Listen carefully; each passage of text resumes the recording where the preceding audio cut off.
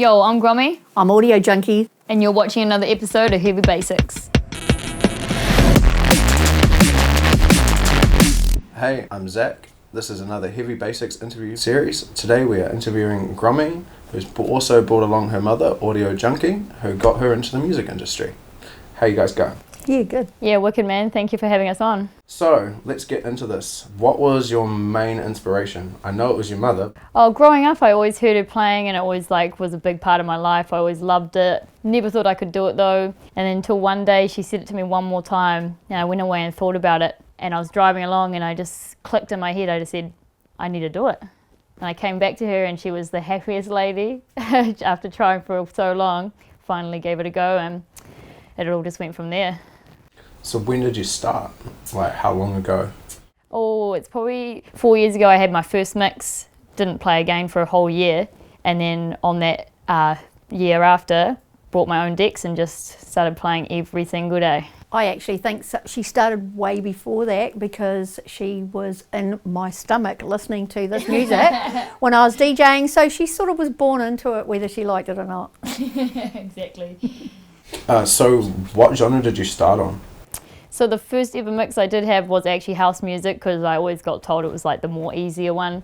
But when I first properly started, straight onto the dubstep because that was what I was passionate about and I thought, well, there's no point mucking around with other genres, might as well just go straight for it. And it actually was the easiest one because I'm so familiar with the music. So like you started down in Te Awamutu and then you moved up here, what, a year and a half ago, 2 years now? Oh, sorry, I actually have been up here for like 5 years. Yeah. Has it been that long? Yeah, because I was up here beforehand, but I just had my motorhome. That's what I've been up here in the motorhome for like two and a half years. Yeah. But I started DJing down there and moved up. I got my first 2 gigs from my mum actually. We played them down those ways. Amazing, one of the best things I've ever done in my life. And then that's when I realised I needed to move up to Auckland. And I got up here as soon as I could. So she not just inspired you into getting into music, she also pushed you to take the next step up.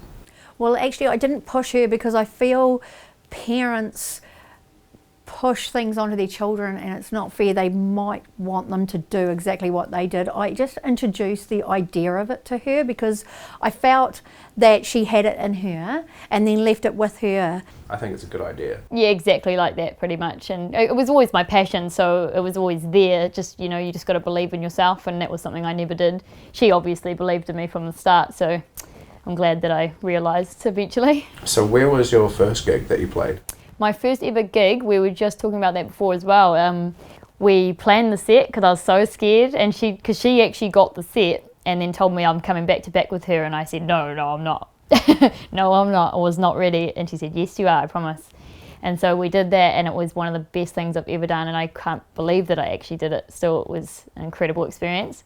Still made a few mistakes, but that's how we learn. She nailed it actually, and even the one little mistake she made, she brought it back so quickly, no one even noticed. She was all over it. I was real proud. Yeah, it was wicked, man. So who were you inspired by in the New Zealand music industry? And dubstep, drum and bass, or any genre above? Milky's a massive inspiration to me. And I actually only met him quite recently, so yeah, but he's a very passionate person, going for it, big tunes, big bass, and that's what I'm all about, and always trying to have a fresh sound, which is super important to me as well. We were talking about it in the car on the way down here, the difference in social media and getting gigs and so forth. It was a lot harder for me to get a gig. And to get into R&B was epic, and I don't know how I managed, but I sort of just flailed my way into there and managed to get 2 really good gigs. But there was no social media, and it was a lot harder to do things like this and even get out there to get a gig, so you'd really, really be striving to get one. So for Grommie to be able to do all of these things and be recognised because there's such a big platform out there for people to see her is amazing. Yeah, I remember you being quite nervous about a few shows. Oh yeah. And building your way up from there, and it's just like, I know now when I see you on stage, you're just like killing it out there. Yeah, it took a long time to get over those nerves, and you still get them, but you turn it into excitement. So like I'm very excited about the gig rather than I used to make myself almost sick. and like be shaking so hard that I'd get sore bones because I was so scared and I had to be so perfect. And now I understand that it's okay to make a mistake. Some of the biggest artists in the world do, and it just makes us human. And yeah, it's all a part of the process anyway. Well, it's like the first time that I met you. It was like, I woke up to the house shaking, and I'm like, what the hell is going on? It's like 5 a.m, and I walk out to the lounge, and I see you, no headphones on, just going, and I'm like, what the hell? Walk around the corner and there's a full-on rave in our lounge, and I'm just like, oh, that was my introduction to like full-on like dubstep in a way that was different than just hearing like songs on the radio. We felt that you needed to hear those. So where did you get your DJ name from? Oh, that's a good story actually.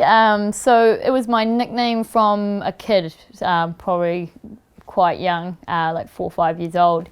And I actually hated it when I was younger. I always got teased with Grommie because it was like a little grommet, you know. And we'd drive past like little shacks on the side of the road, and my parents would be like, look, Grommie, that's your house. And I'd be like, no, it's not, I'm cross. And I'd be so mad. And eventually, you know, it just wore in Grommie. It's just what my name was. And when I first started DJing, I was trying to think of this real cool fly DJ name, something that was like real slick. And they both suggested to me, why don't you have Grommie? And I said, hell no, I'm not having that as my DJ name. That's not cool. That's my nickname. That's dumb. And then after probably like a good 6-7 months of trying to think of something real cool, I went, oh shit, I'm Grommie. Whether I like it or not, it's who I am, and it actually really fits me down to a T. Like it fits my style of music, and yeah, it's who I am. So I embraced it. It was a bit weird at first, but nah, I love it, absolutely love it. So where was some hard parts, like I'm talking to you, with the fact of going from vinyl to Cdjs? What did you find difficult? I actually found it really easy. With your vinyl, you know, I had belt drives because it was the first ever decks that I had.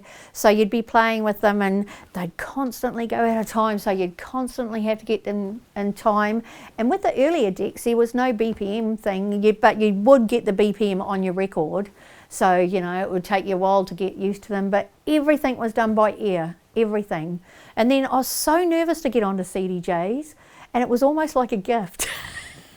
It was really easy, that transition. I found it easy anyway. It was just that they stayed in time, and there were so many more functions that you could do. The difficult thing I think for me was you get lazy, and it was harder to go back to the vinyl. I think after you've used Cdjs for a while, you can definitely get lazy and lose your touch on your vinyl, so you need to keep both. So I bought a Technics turntable so that I kept on top of it, you know. But, you know, it was a nice transition, and the Cdjs that you get out today, amazing. So crisp. Yeah, beautiful. Beautiful to mix on. All right, Grommie, so what are you looking forward to? Have you got any upcoming events that you're looking forward to? Oh yeah, so we've got a few little ones coming up, but one of the bigger ones is Mardi Gras. I'm playing Mardi Gras. I played there about 2 years ago in one of the after parties, so one of the smaller ones, and this year very lucky to be playing on one of the main stages, so such a same thing with the growth. It's very cool to see. And then I've also got a double headline coming up with Milky, who I mentioned before, which is going to be absolutely epic, hosted by you guys. Yeah, very much looking forward to that event. It's going to be awesome. So what's an embarrassing moment that you've had in your career so far? Oh, embarrassing. There's a couple of them, to be honest. We all have those. I don't even know what other embarrassing things. Maybe the hill thing You fell down the hill. God, come on, you know. So I was actually at this bush stuff with some of my favourite DJs. It was Dirty Phonics actually in Megalodon. And I was having an amazing time, absolutely awesome, and somehow ended up up the hill talking to a few people. And then I was like, wait a minute, I'm not back at the music. I need to get back there now. So I turned around and ran to go back to the stage, not realising I had walked up the hill. And I ran straight down the hill, tumble, ended up at the bottom, like, oh, what's happened? But funny thing, I just got back up and was like, nothing's going to stop me from getting back to the music, and still just carried on running.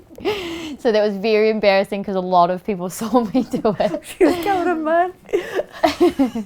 I had a few thistles in the legs, but definitely worth it to get back to the music, I tell you. Oh mate, if I saw you roll down a hill, I'd probably piss myself laughing and not give you heaps of shit for it.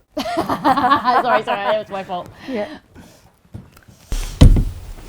So, talking of alien weaponry, on the 9th of June, we are running the wildcard competition where he's been coming along every week. So, if you'd like to come along to that, maybe chuck him some tunes, Meet him. Yeah, and get to meet him. I think that would be a really good idea. That would be awesome. Also, I really look forward to seeing you in July down in Tauranga.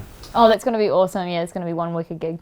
Thank you very much to music.net for helping putting these interviews on. If you want to check out more, go to www.themassive.co.nz.